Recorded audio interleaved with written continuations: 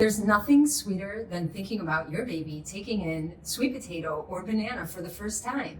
But together with that, we have so many questions that come up for us, like, wait a minute, how do I start this? What's the first thing I need to do in order to set my baby up for success? And what's important in the beginning and what can be left for later? Because there's so much information and I'm just not sure about what I'm doing. So my name is reassurance. I'm a certified pediatric sleep consultant who has been facilitating families worldwide, getting quiet nights and calmer days. And in this video, we're going to talk about the 5 main aspects that you want to put your focus on before you start solids with your baby.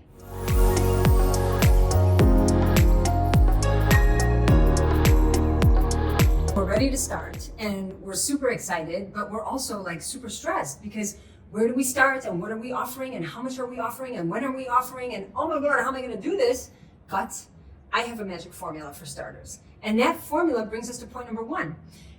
Exposure plus experience equals familiarity. So you're probably thinking, what in the world does that even mean? I'll tell you what that means. That means we will not be stressed. That means that the whole entire goal of starting solids is to create familiarity. That's it. It's not about what your child likes and what they don't like and what they're eating and what they're not eating and how much they're eating. And if they're eating every day or maybe some days they don't want to eat, all of that creates way too much stress. So let's put the stress to the side and let's focus on what's most important. What's most important, think about it. You're starting something new. You want to get familiar. So how do we become familiar? Through exposing our children and through the experience of eating. So how can we set that up for our children? You're going to put your child in a bouncy chair and you're going to put the bib around their neck and you're going to make eye contact and smile and maybe you'll bring the food over and it smells yummy. And then from there, we'll let our child taste. And the tasting in the beginning generally doesn't go so well. So we're not expecting our child to like swallow all the food because that's not what happens. And usually nobody really preps us for this. And so then we think there's something wrong. But our babies don't know to swallow yet because the way that they suck is totally different from the way that they're going to be swallowing food. So when a child first starts eating, they kind of do this thing with their tongue where they take their tongue out with the food and it looks like they don't want to eat it. But it's actually just becoming familiar with this new substance in my mouth and oh my God, that feels weird and squishy and maybe it's warm and maybe I should swallow some and ooh, what was that like? So there's a whole experience going on and you want to embrace that as opposed to focusing on the end goal, thinking, wait a minute, did he eat enough or did he not eat enough? Because that doesn't matter, okay? Let's spare ourselves the stress and let's enjoy the experience. Because remember that aside from the exposure and experience, your child is soaking you up. So it's not about the words you say, it's about how you create that experience. And if you can create a positive experience, then meal times will be something that everybody looks forward to. We want to allow 2 to 4 weeks for this to become familiar. And that's all you need. And all of a sudden, at the end of the first month, you've tried a bunch of different foods and you've created a wonderful experience for your child. Before we dive into point number 2, I want to ask you a question. When I say the word health, what food pops into your mind? So maybe you're like me, because when I was asked that question, I said spinach. I'm not sure why I said spinach, but in my mind, when I thought health, I thought spinach. So I thought someone who eats a lot of spinach must be super healthy. But I actually know that that's not the truth, because health equals variety. We actually want variety. We want a variety of different smells and textures and tastes and colors. We want variety for our children.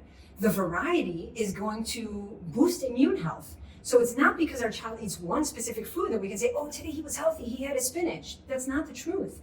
The truth is that when we can expose our children to a variety of different foods, then we are encouraging a healthy body. It actually takes 14 days for you to acquire a new taste. So if your child doesn't like a certain food, that doesn't mean we're going to dismiss it. And that doesn't mean that they're not going to like it moving forward. You want to stay curious. Point number 3 is direction. And I've talked about direction in other videos because this is a mindset. Instead of focusing on a specific milestone, we want to put focus on the direction that we're moving in. And that also takes away the stress. Because instead of thinking like, oh, have I started solids and is my child eating? We can just think, yes, we are moving in the direction of progress. We are trying solids every day. I'm offering something every day. And that's enough. Doesn't matter what happens with that something. Whether my child liked it or not, whether they ate it or not, that's not the focus in the beginning. The point that we're putting focus on is on the movement. And so as long as we show up, we are setting up our children for success. So this actually takes all the stress away from baby, because baby is perfect as he is, whether he wants to eat today or not, because I'm the one that I'm putting focus on. And I actually remember that when my daughter Noah, this is 23 years ago, she was 4 months, and at the time solids was recommended at about 4 months. So I started her on something very bland like rice cereal. And I remember it was rice cereal and banana actually. And I remember that when I would offer it to her, she would go, and she would just spit it all over my face because I was very close to her, trying to make eye contact and smile. And she wanted to have nothing to do with what I was offering her. And this went on actually for a few days in a row. I remember it was before I understood about variety, and it was before I kind of took on more. And I went to her pediatrician, and I was very nervous. And I said to her, Dr. Kathy, she's not eating. She doesn't want to have anything to do with her rice cereal and banana. And Dr. Kathy looked at me and said, you can relax, because guess what? No child will ever starve themselves. And I remember thinking, oh, I don't need to be nervous. Not that I thought my child was going to starve herself, but just the way that she said it to me and kind of that relaxed mannerism was like, I don't need to stress out. I can just relax. I can just take it one day at a time. Whatever she takes in will be good enough. Again, exposure and experience. So as long as we're moving in the direction of progress ourselves, which means we're offering something, then we're winning. Point number 4 is evaluation. We want to evaluate how our child is handling the solids that they're tasting. And so even though it's a very tiny amount, we can already look at the body as the ultimate information provider. So reaction and sensitivities is more where we want to put our focus, as opposed to thinking allergies. Because when we think allergies, we think like big allergy, like body rash or something really horrible happening. But we also want to put focus on reaction. How does my child's body react? How does my child eliminate the foods? How does my child feel after he's taking in those foods? Because although they may not have an allergy, they may have a sensitivity. And I would say that's one of the main focal points in starting solids, is I want to see how you digest this. I want to see that it goes through your body, no problem. So I like to think about plumbing. And that might sound a little silly, but plumbing is kind of like our digestive tract. So when you think about brand new plumbing, let's say there's a brand new house and all the plumbing's new, you would never expect there to be backup in the sink because the plumbing is new, so everything should just go right through. And our babies' bodies are like brand new plumbing. They have new plumbing. There should be no backups. So if there is a backup, if your child gets constipated after starting solids, if your child is all of a sudden having loose stools, you want to think about how the foods that you're offering affects the way that they're digesting food. And maybe it's too much too soon. Maybe it's a certain food that's creating a backup. You just want to know where to pay attention. So you want to pay attention to your baby's body's skin, and you also want to pay attention to their diaper and to their digestion and to their well-being after they've taken in those solids. And the 5th key aspect we want to put our focus on is what's called the scale analogy.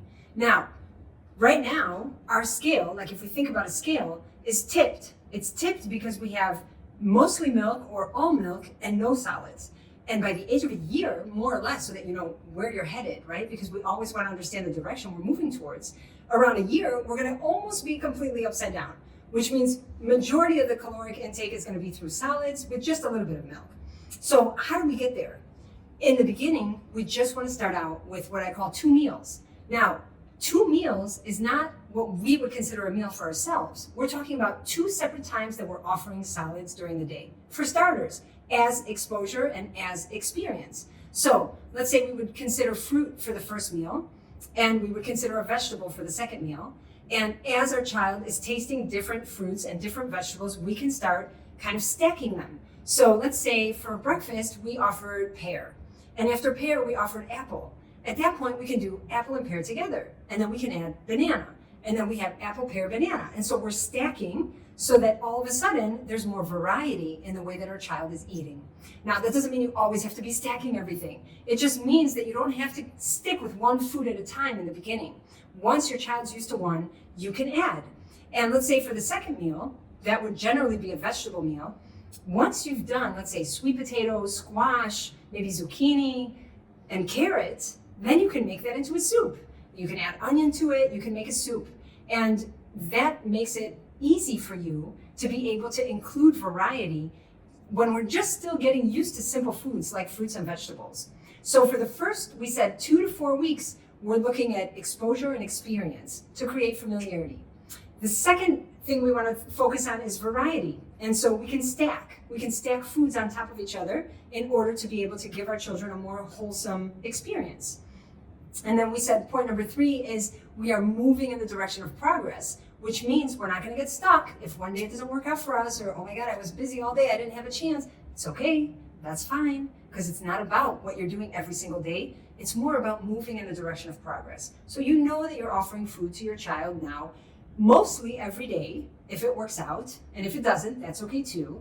But this way, you're going to slowly get them used to taking in more solids, which naturally will decrease the amount of milk that they will be taking in because they will be less hungry. So in the beginning, it's milk first and then a tasting. And as they start tasting more and more and loving it and opening their mouth and being so cute, then all of a sudden we're going to swap the order and we'll offer first the solids and supplement with milk. And what happens with that is that gradually your child will start to take in more solids, leaving less room for milk. And then before you know it, voila, there's no need for a milk feed at that point. It's always so interesting to see which foods your children will like and which ones they won't like. And I'm super curious how this is going to work out for you. Dare to try new things. And please share with me. I'm super curious to hear how it's working out for you. And if things aren't working out for you, I'm here to help you. Don't hesitate to reach out on any platform. And I look forward to seeing you in the next week's video.